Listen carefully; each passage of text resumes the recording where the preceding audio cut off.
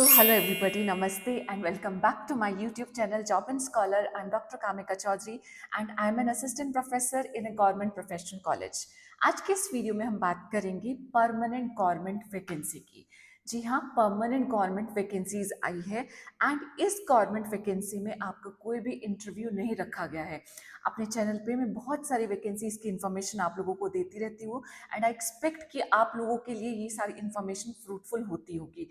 यहाँ पे मैं आप लोगों से बोलना चाहूँगी कि अगर आपको कोई वैकेंसी लगती है कि आप एलिजिबल नहीं हैं, तो I request all of you कि आपको जो भी अपने फ्रेंड्स, अपने रिलेटिव्स, अपने कजन्स, जो भी लोग आपको लगता है कि हाँ वो इंसान इसके लिए एलिजिबल हो सकता है, तो आई रिक्वेस्ट कि आप प्लीज़ इस वीडियो को, ऐसे किसी भी वीडियो को, जो भी वैकेंसी आपको लगता है उसको आप शेयर कर दीजिए अपने नोन पर्सन के साथ, सो दैट आप नहीं तो किसी ना किसी का भला ज़रूर हो जाए। ठीक है ना।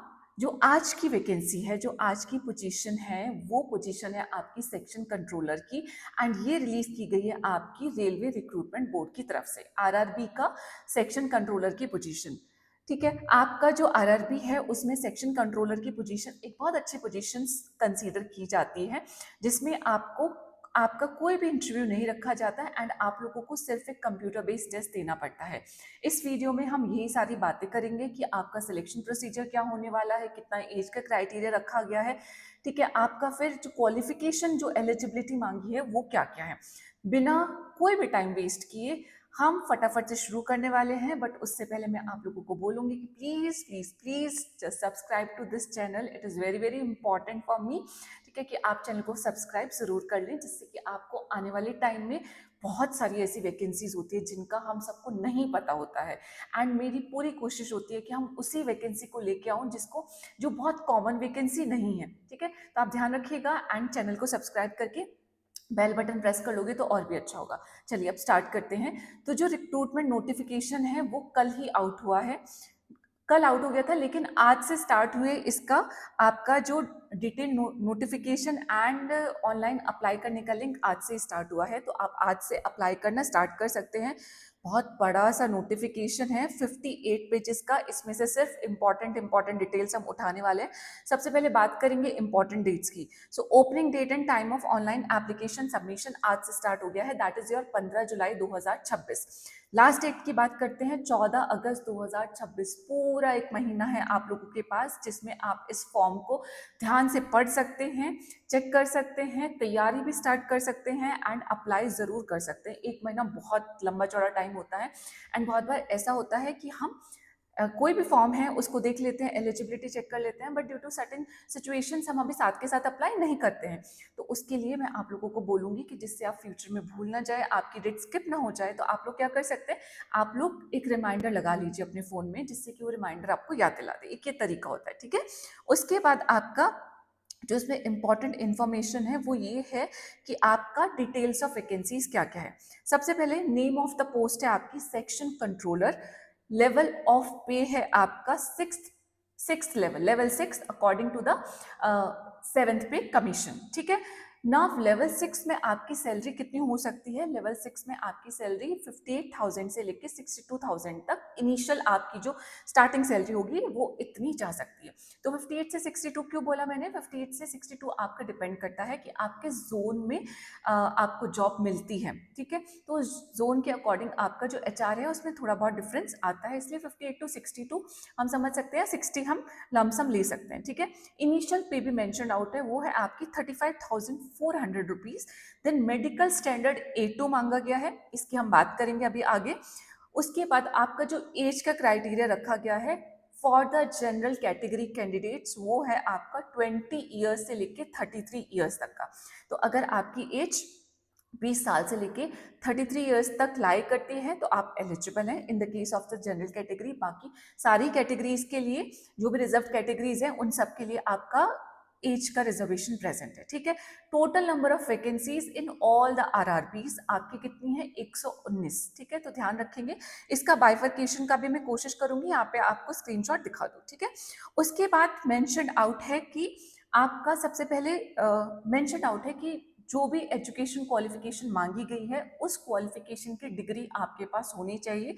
अगर आप रिजल्ट अवेटिंग वाले स्टेटस में हैं एंड 14/8 यानी कि last date of filling the form आपके पास रिजल्ट नहीं आता, आपके पास डिग्री नहीं आती है, तो उस केस में डिग्री तो बाद में आएगी, फाइनल रिजल्ट नहीं आता है, तो उस केस में आप एलिजिबल नहीं होते हैं, तो इसको हम ध्यान रखेंगे। After that moving on to we will just talk about कि क्या क्या इसमें इंपॉर्टेंट इंफॉर्मेशन दी गई है। ओके हाँ, सबसे पहले अब मेडिकल स्टैंडर्ड आया है मेरे सामने, तो मेडिकल स्टैंडर्ड की बात कर लेते हैं। A2 मीन्स है कि आपका जनरल फिटनेस, आप जनरली फिजिकली फिट होने चाहिए, physically fit in all the respects. उसके बाद आपका विजुअल जो एक्यूटी है वो डिस्टेंट विजन है 6/9 without glasses, no fogging test. Near vision है आपका SN 0.6 without glasses and must pass the test for the color vision, binocular vision, night vision and the myopic vision। And जिन लोगों ने अपने Lasik surgery कराई हुई है, यहाँ पे मेंशन आउट है कि वो लोग एलिजिबल नहीं होते हैं, तो ये मेडिकल स्टैंडर्ड हो गया इस पोस्ट के लिए। बाकी जो मैंने आपका एज लिमिट का क्राइटेरिया बताया था वही एज लिमिट का क्राइटेरिया अभी रहने वाला है। एज ग्रुप है 20 से लेके 33 ईयर्स तक, लेकिन अगर आप OBC non creamy layer candidate हैं तो आपको 3 साल का रिलैक्सेशन मिल जाएगा। अगर आप SC/ST कैंडिडेट हैं तो आपको 5 इयर्स का रिलैक्सेशन मिल जाएगा।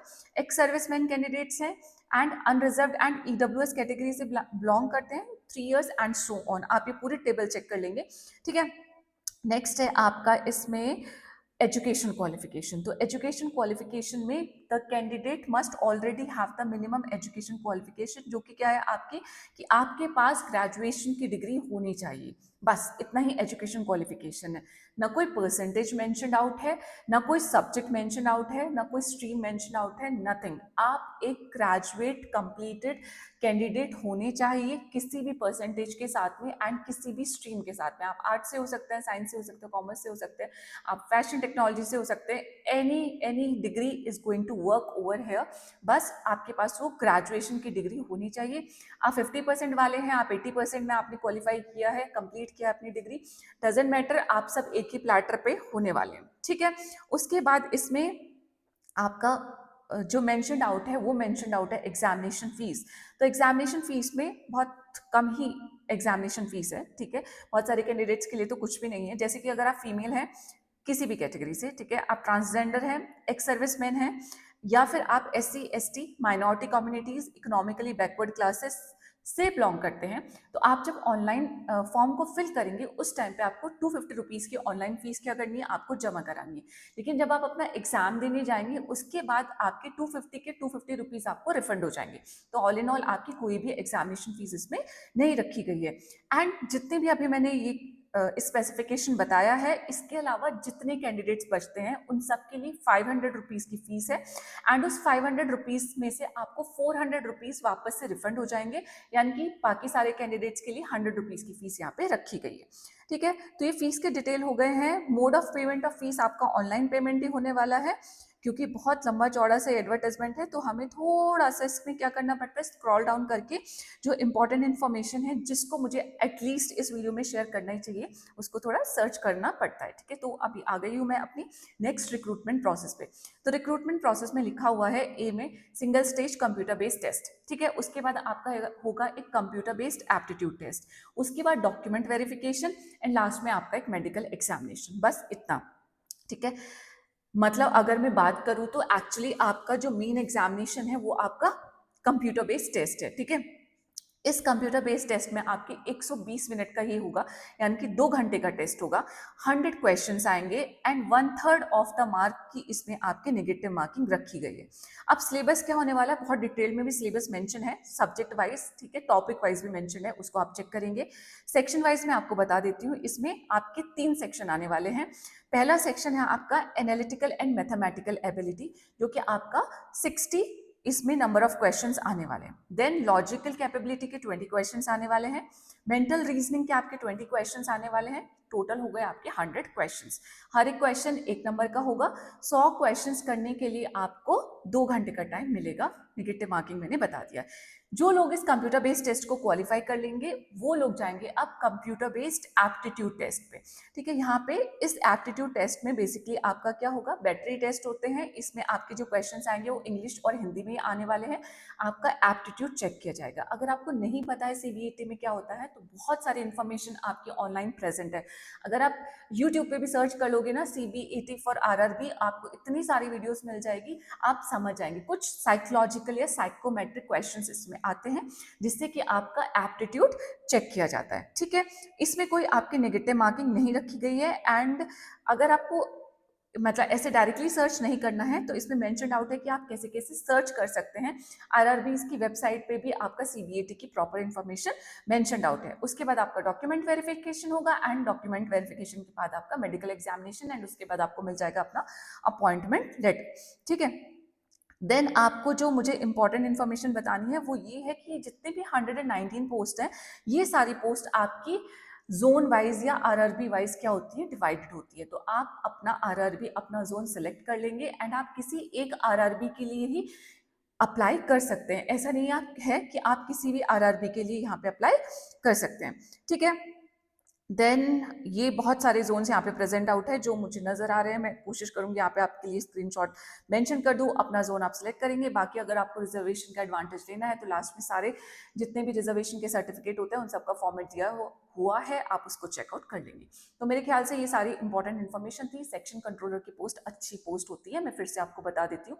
तो आप लोग ध्यान रखिए। अगर आपकी जनरल जो आपकी तैयारी होती है किसी भी टेस्ट की, वैसी तैयारी है जिसमें आपको लॉजिकल रीजनिंग आता है, रीडिंग कॉम्प्रिहेंशन आता है, आपकी एनालिटिकल एबिलिटीज के जो क्वेश्चंस है उनको आप सॉल्व कर सकते हैं, तो प्लीज जरूर अप्लाई कीजिएगा। एंड इंपॉर्टेंट एडवांटेज है कि बहुत कम फीस है। ठीक है, बहुत सारे कैंडिडेट्स हैं जिनके लिए फीस है ही नहीं, अदरवाइज 100 रुपीज़ की फीस है। तो जरूर जरूर जरूर कोशिश करिएगा, जल्दी से अप्लाई कर दीजिएगा। एंड उसके बाद अप्लाई करने के बाद सारी इन्फॉर्मेशन आपको अपनी वेबसाइट पे ही मिलने वाली है जो कि आरआरबी की वेबसाइट है। ठीक है, so this was about this. इसके अलावा आपको और कोई क्वेश्चन होता है, क्वेरी होती है तो मुझसे जरूर पूछ लीजिएगा। एंड हाँ, सजेशन भी दे सकते हो कि आप लोगों को किस तरीके की जॉब का रिक्वायरमेंट है या आप मुझसे और क्या एक्सपेक्ट करते हो। जैसे कि मैंने बताया है कि I have already gone through a particular process of becoming an assistant professor in a government college. तो उससे रिलेटेड भी अगर आप लोग कुछ इन्फॉर्मेशन मुझसे चाहते हो तो मुझे प्लीज़ ज़रूर कमेंट करो। ठीक है, मैं उन सब इंपॉर्टेंट टॉपिक्स पे भी आप लोगों के लिए वीडियो ज़रूर बनाऊंगी। ठीक है, with this I am just going to say bye bye, thank you so very much, जय हिंद, नमस्ते and I will meet you in my next video, bye.